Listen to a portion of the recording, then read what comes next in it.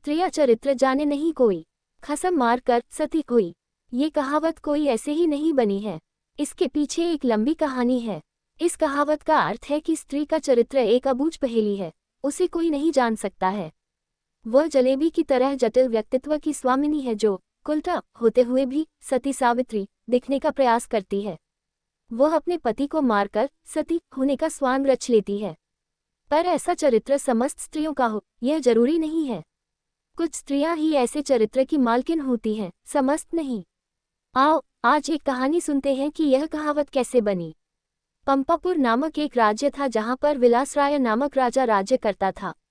राजा का जैसा नाम वैसे ही उसके गुण थे, अर्थात वह एक विलासी राजा था। पूरे राज्य में स्वच्छंदता का बोलबाला था। न केवल पुरुषों अपितु स्त्रियों का भी हद दर्जे तक चारित्रिक पतन हो गया था। विवाहितर संबंध कायम करना एक आम बात थी उस राज्य में। उस राज्य में सुधर्मा नामक एक लकड़हारा रहता था। उसकी पत्नी का नाम सुलक्षणा था। सुधर्मा सुबह सुबह लकड़ी काटने वन में चला जाया करता था और देर शाम तक वापस लौटता था।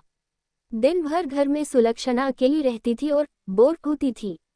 सुलक्षणा अतीव सुंदर स्त्री थी और आत्ममुग्धा नायिका की तरह अपने रूप यौवन को आईने में देख देख कर हर्षित होती रहती थी। शाम को सुधर्मा थका हारा आता था और खाना खाकर जल्दी ही सो जाया करता था।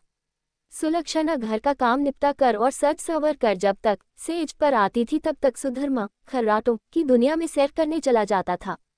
बेचारी सुलक्षणा मन मसोस कर सेज पर तड़पती रह जाती थी। उसका अतृप्त यौवन खून के आंसू रोने लगता था। घर गृहस्थी का सारा सामान सुलक्षणा ही लाती थी। एक दिन सेठ कहीं गया हुआ था और उसकी दुकान पर उसका नौजवान पुत्र चिंतामणि बैठा था। वह सुंदर तथा बलिष्ठ था। सुलक्षणा उसकी जवानी पर फिदा हो गई। सेठ के बेटे चिंतामणि ने भी सुलक्षणा जैसी सुंदर और सुडौल स्त्री पहली बार देखी थी, इसलिए वह भी सुलक्षणा की ओर आकर्षित हो गया। दो जवां प्यासे दिल मिल गए तो अब बदन मिलना भी आवश्यक हो गया था। चिंतामणि ने एक मिलन स्थल भी खोज लिया था। सुलक्षणा रोजाना सुधर्मा के सो जाने पर चिंतामणि से मिलने जाने लगी और वह सुबह होने से पहले वापस आ जाती थी। सुलक्षणा और चिंतामणि की रंगरेलियां बेरोक-टोक चलने लगी। एक दिन सुधर्मा जंगल में लकड़ी काटने गया तो उसने देखा कि एक साधु बेहोश पड़ा है। सुधर्मा ने उस साधु पर ठंडे जल के कुछ छींटे मारे तो साधु ने आंखें खोल दी। सुधर्मा ने साधु को बैठाया और ठंडा जल पिलाया तो उसमें कुछ जान आई। थोड़ी देर बाद उसे खाना भी खिलाया तो उसके बदन में थोड़ी ताजगी आ गई और वह चहलकदमी करने लग गया। सुधर्मा ने उस साधु से आग्रह किया कि कुछ दिन वह उसका आतिथ्य स्वीकार करे। सुधर्मा के आग्रह को साधु महाराज टाल नहीं सके और शाम को वे साधु महाराज सुधर्मा के साथ उसके घर आ गए। साधु को देखकर सुलक्षणा के तन बदन में आग लग गई। उसे लगा कि अब उसकी चोरी पकड़ी जा सकती है, इसलिए वह साधु को घर में नहीं रखने की जिद पर अड़ गई। सुधर्मा ने उसके सामने समर्पण करते हुए कह दिया कि साधु महाराज बस 1-2 दिन ही रहेंगे। इस पर सुलक्षणा राजी हो गई। रात में सबने खाना खाया और साधु के लिए आंगन में चारपाई बिछा दी। सुधर्मा खाना खाने के तुरंत बाद ही सो गया था, लेकिन सुलक्षणा की आंखों में नींद कहाँ थी, वहां तो चिंतामणि की सूरत बसी हुई थी।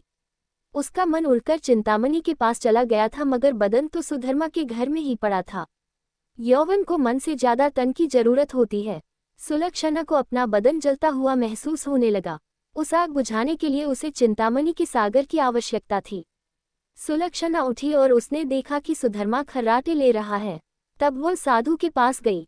साधु भी चुपचाप लेटा था। सुलक्षणा ने उसे सोता हुआ जाना और फिर वह बन संवर कर चिंतामणि से मिलने के लिए चल दी। साधु एक अनजान व्यक्ति के घर में ठहरा था और सुलक्षणा ने उसे बड़ी मुश्किल से घर में रहने दिया था, जबकि उसने यहाँ रहने के लिए कहा ही नहीं था। सुलक्षणा के व्यवहार को देखकर दाल में जरूर कुछ काला है, साधु महाराज के मन ने कहा और वह सोचता ही रहा। इसलिए उसे नींद नहीं आई और उन दोनों के क्रियाकलाप देखता रहा। जब सुलक्षणा उसके पास आई तब वह दम साध कर चुपचाप लेटा रहा। उसने सुलक्षणा को बन संवर कर कहीं पर जाते हुए देख लिया था, मगर वह चुपचाप पड़ा रहा। उसने ये भी देख लिया था कि भोर होने से पहले ही सुलक्षणा वापस आ गई थी। उसे अब सारा माजरा समझ में आ गया था। दूसरे दिन सुधर्मा जब जंगल से लौटा तो साधु ने उसे अपनी पत्नी से सावधान रहने को कहा और यह भी कहा कि उसकी पत्नी किसी से मिलने रात को कहीं जाती है। इस पर सुधर्मा को सुलक्षणा पर बहुत गुस्सा आया और उसने सुलक्षणा को मारा पीटा भी बहुत। उसने सुलक्षणा को एक खंभे से बांध दिया और सो गया। सुधर्मा के मकान के पड़ोस में हरिराम नाय रहता था, जिसकी पत्नी का नाम सुशीला था। सुलक्षणा की तरह सुशीला भी एक चरित्रहीन स्त्री थी। उसका भी एक यार था। चूंकि दोनों एक ही नाव पर सवार थी, इसलिए दोनों घनिष्ठ सहेली बन गई थी। दोनों सहेलियां एक दूसरे के संदेश लाने ले जाने का काम भी करती थीं, इसलिए दोनों स्त्रियां एक दूसरे के प्रेमियों से भली भांति परिचित थीं। उस रात जब काफी देर तक सुलक्षणा नहीं आई तो चिंतामणि को चिंता होने लगी। वह भागा भागा सुशीला के पास आया और सुलक्षणा को बुला लाने के लिए सुशीला से कहने लगा। सुशीला सुलक्षणा के घर गई तो उसे खंभे से बंधा पाया। तब सुलक्षणा ने सारी कहानी बता दी। सुशीला ने चिंतामणि का संदेश सुलक्षणा को दिया तो सुलक्षणा ने अपने बंधे होने की मजबूरी बता दी। इस पर सुशीला ने कहा, ऐसा कर, मैं तेरे बंधन खोल देती हूँ। तू चिंतामणि से मिला, तब तक मैं यहाँ बंधी रहूंगी। उसके इस प्रस्ताव पर सुलक्षणा की बाछें खिल गई और वह अपनी जगह सुशीला को बांधकर चिंतामणि से मिलने चली गई। साधु महाराज ये सब खटराक देख सुन रहे थे, मगर वे चुपचाप खाट में दम साधे पड़े रहे। रात में जब सुधर्मा की नींद खुली तो उसे सुलक्षणा पर थोड़ी दया आई और उसने सोचा कि उसने कुछ ज्यादा कठोर रूप धर लिया है। अब सुलक्षणा को खोल देना चाहिए। लेकिन मन ने कहा, अगर वह फिर से अपने प्रेमी से मिलने चली गई तो। अब इस सवाल का कोई जवाब नहीं था उसके पास।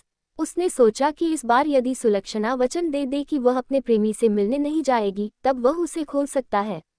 सुधर्मा ने जोर से आवाज लगाई, कलंकिनी, अगर मुझे तू यह आश्वासन दे दे कि तू उससे मिलने नहीं जाएगी तो मैं तेरे बंधन खोल दूंगा। लेकिन वहां पर तो सुलक्षणा नहीं अपितु सुशीला बंधी हुई थी। सुशीला ने सोचा कि यदि वह कुछ भी बोलेगी तो उसकी आवाज से सुधर्मा को पता चल जाएगा कि वह सुलक्षणा नहीं कोई और है, तो फिर सारा भांडा ही फूट जाएगा। इसलिए वह कुछ नहीं बोली और चुप रही। उसके इस तरह चुप रहने पर सुधर्मा को गुस्सा आ गया और उसने गुस्से में आकर कुल्हाड़ी फेंक कर दे मारी। कुल्हाड़ी सीधी सुशीला की नाक पर जाकर लगी और उसकी नाक कट गई। वह अंदर ही अंदर सारा दर्द सहन कर गई, मगर उसने एक भी कराह नहीं निकलने दी। कुल्हाड़ी फेंक कर मारने से सुधर्मा का गुस्सा थोड़ा ठंडा हो गया और वह सो गया। उधर सुलक्षणा आज जल्दी ही वापस आ गई और जल्दी जल्दी सुशीला के बंधन खोल डाले। तब सुशीला ने अपनी कटी हुई नाक दिखाए और सारा वाकया सुना डाला। सुलक्षणा ये देखकर और सुनकर कांप उठी, मगर अब क्या हो सकता है। सुशीला अपने घर को चली गई और सुलक्षणा फिर से उसी खंभे से बंधी खड़ी हो गई। साधु बाबा चारपाई पर पड़े पड़े ये सारा त्रिया चरित्र देख रहे थे। थोड़ी देर बाद जब सुधर्मा की नींद खुली तो उसने अपनी पत्नी सुलक्षणा से फिर कहा, देख, तू अब भी मुझसे सच सच कह दे और मुझे यह वचन दे दे कि तू फिर कभी उससे मिलने नहीं जाएगी तो ठीक रहेगा, नहीं तो जिस प्रकार मैंने तेरी नाक काटी है, अब तेरे दोनों कान भी काट दूंगा। फिर तू नकटी और बूची हो जाएगी, तब तेरा घर से निकलना ही मुश्किल हो जाएगा। इन शब्दों को सुनकर सुलक्षणा के षड्यंत्रकारी दिमाग में एक युक्ति सूझी। उसे पता था कि नाक उसकी नहीं सुशीला की कटी है और इस बात का पता सुधर्मा को नहीं है। इस नासमझी का फायदा उठाना चाहिए। तब उसने त्रिया चरित्र दिखलाते हुए नाटक करना शुरू कर दिया और जोर जोर से रोना शुरू कर दिया। रोते रोते बोली, तुम मर्द लोग बड़े बेरहम होते हो। अपनी पत्नी पर झूठा इल्जाम लगाकर उसकी नाक काट देते हो। मैं कोई कुलटा स्त्री नहीं हूँ जैसा कि तुमने मुझ पर आरोप लगाया था। मैं एक पतिव्रता स्त्री हूँ और मैं आज तुम्हें ये सिद्ध करके दिखा दूंगी कि मैं कितनी सती, नेक और पतिव्रता हूँ। ऐसा कहकर उसने आसमान की ओर देखा और भगवान को संबोधित करते हुए बोली, हे प्रभु, हे माता गौरी, हे समस्त देवी देवताओं, हे दसों दिशाओं, आप सभी मेरी बात ध्यान से सुनो और मेरे साथ न्याय करो। मैं यदि तन मन और वचन से एक पतिव्रता और सती स्त्री हूँ तो मेरे पति ने मुझ पर बदचलन होने का आरोप लगाकर जो मेरी नाक काटी है, वह नाक फिर से जुड़ जाए और एक पतिव्रता स्त्री क्या होती है ये पूरे जग को पता चल जाए। और वह ओम नमो भगवते वासुदेवाय नमः का जाप करने लगी। सुधर्मा ये सब देख और सुन रहा था।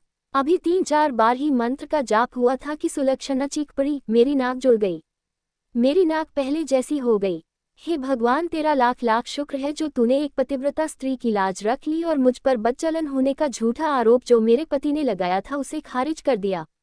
मैं आपका यह उपकार जिंदगी भर नहीं भूलूंगी भगवान।